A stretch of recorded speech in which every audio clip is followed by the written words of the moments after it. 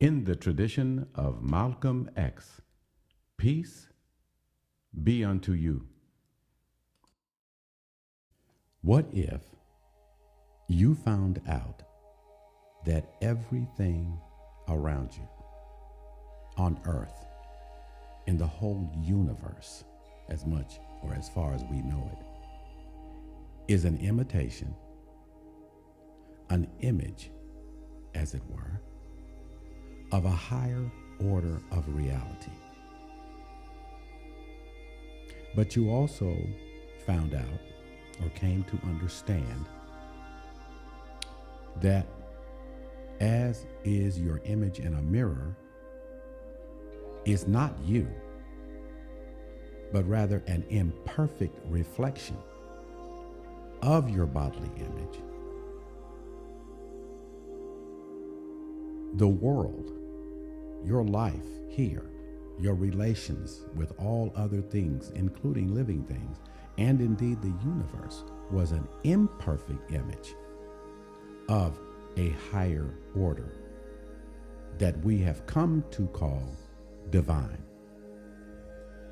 Would you be shocked, amazed? Would you want to understand more about your place in this imitation of a higher order? Would you call this, or continue to call this, experience in the imitation of life, life? Or would you call it the imitation of life?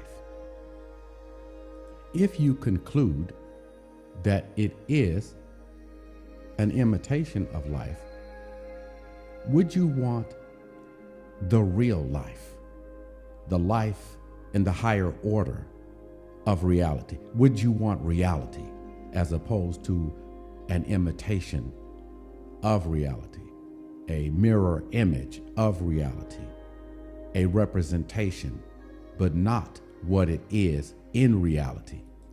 Now, taking it a step farther, if you think that you are intelligent to some degree, as we all are, because human beings are characterized by their rationality, though each human being differs with respect to the quantity and quality or capacity of their rationality. If you conclude that you are intelligent, that you are somewhere on that scale of rationality,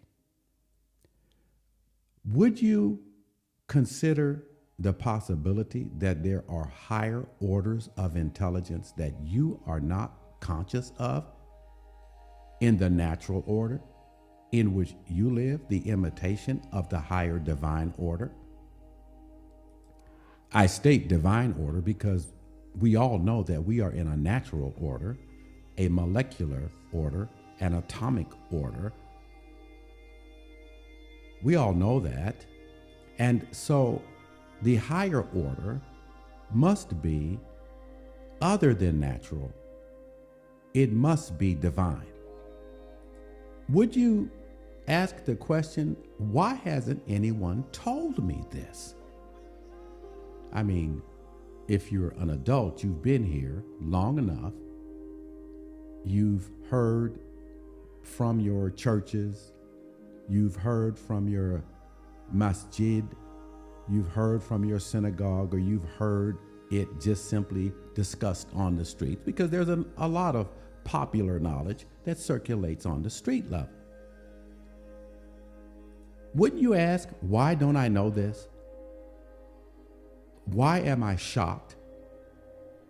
And had I known this, might you think that had you known this, you would have reoriented, changed the conduct or course of your life? Because if there is a higher, there must be a path to it. Just as if there is a lower, there must be a path or path to the lower life.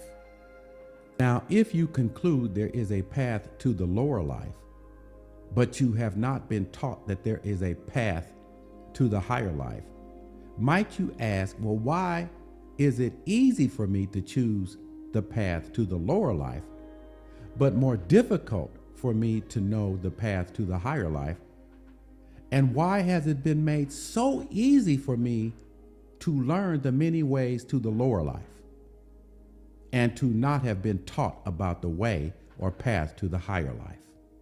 And if you have figured all this out on your own, might you consider that there are other people in this natural order who know of the higher path or the path to the higher life, and that it has been concealed from you, kept secret from you? And might you consider that scriptures, divine inspiration, has been communicated to humanity for countless thousands of years,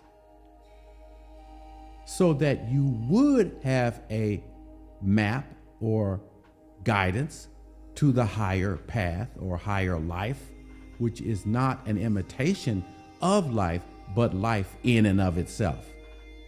Well, that is a fundamental message that all of the inspired prophets and seers and wisdom thinkers have been trying to communicate to you.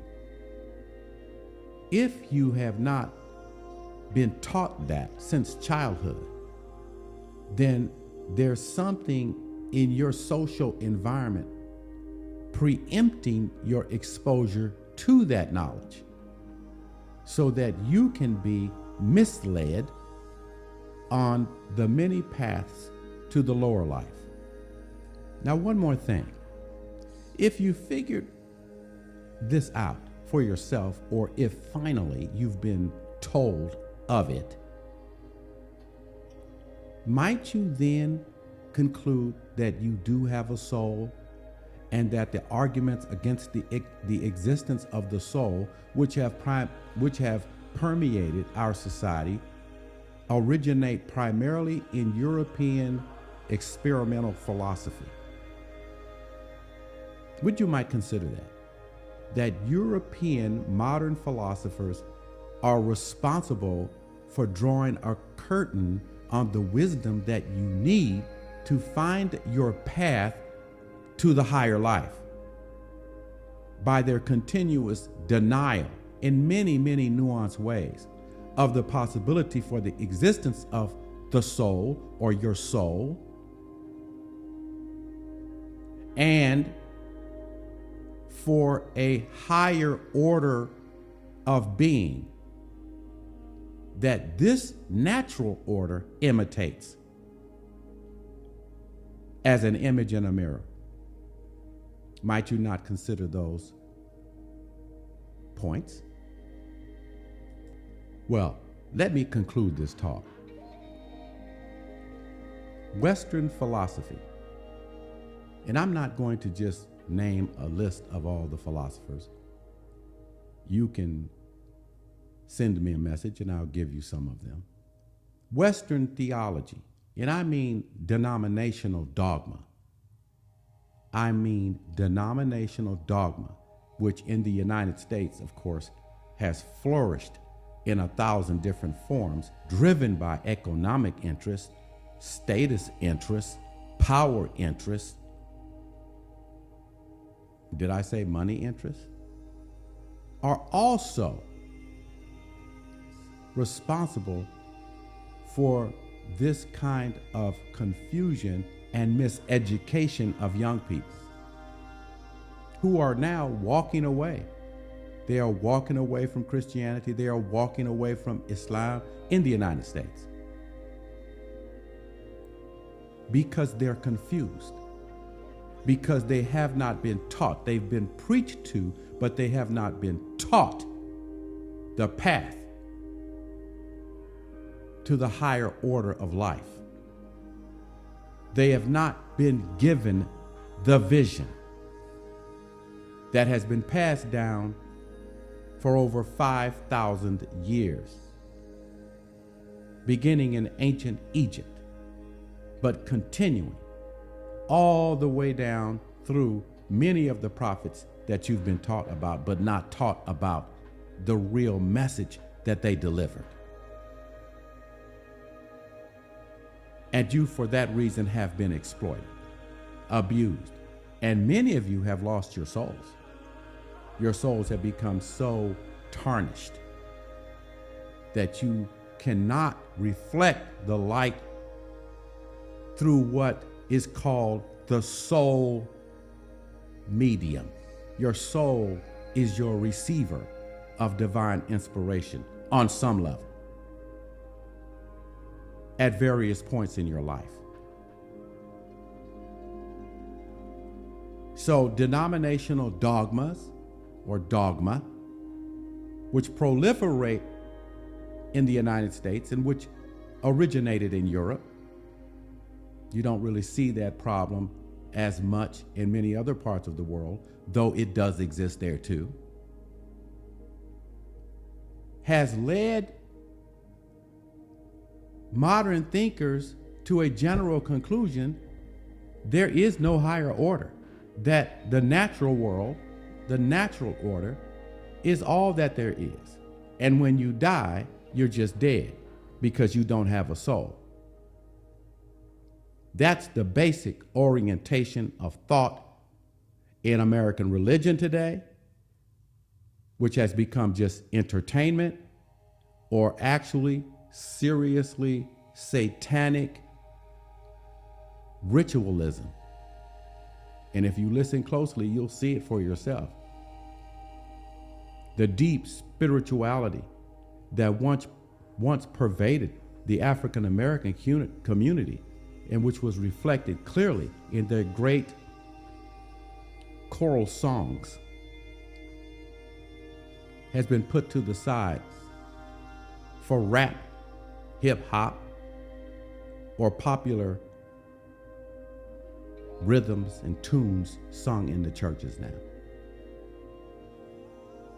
And some of you may have seen the dancing that now takes place in the churches, where young girls put on leotards and dance in front of the congregation in very seductive manners. You've seen it. That's not the path to higher consciousness. That's not the path that one takes to the higher order of life, away from the imitation of life. But millions of people have been taught that that is the way to worship, the way to receive inspiration through the soul medium. But it's not. And so I thought I might ask you some questions today. And maybe you have some answers for yourself. And maybe if you don't have some answers for yourself, you will begin your spiritual journey. It's not a journey to a church. It's not necessarily a journey to any place of so-called worship, even a masjid. It begins within yourself. And what you need to further your reception of inspiration, you'll find it because you will be led to it in very, very nuanced, telepathic ways. You will be guided. And I don't mean by a preacher putting his hands on your head or calling you to some altar or having you eat a piece of bread and drink the wine, the blood, and the body. No. On the higher order, it doesn't roll that way. It's quiet, it's telepathic, it's inspirational. And you'll know your inspiration as joy deep within yourself, everlasting, that never burns out. And you will grow in understanding, of your real destiny, your fate, the soul's fate, is to return to that which created it. I am Dr. Stephen Nur Ahmed. Peace be unto you.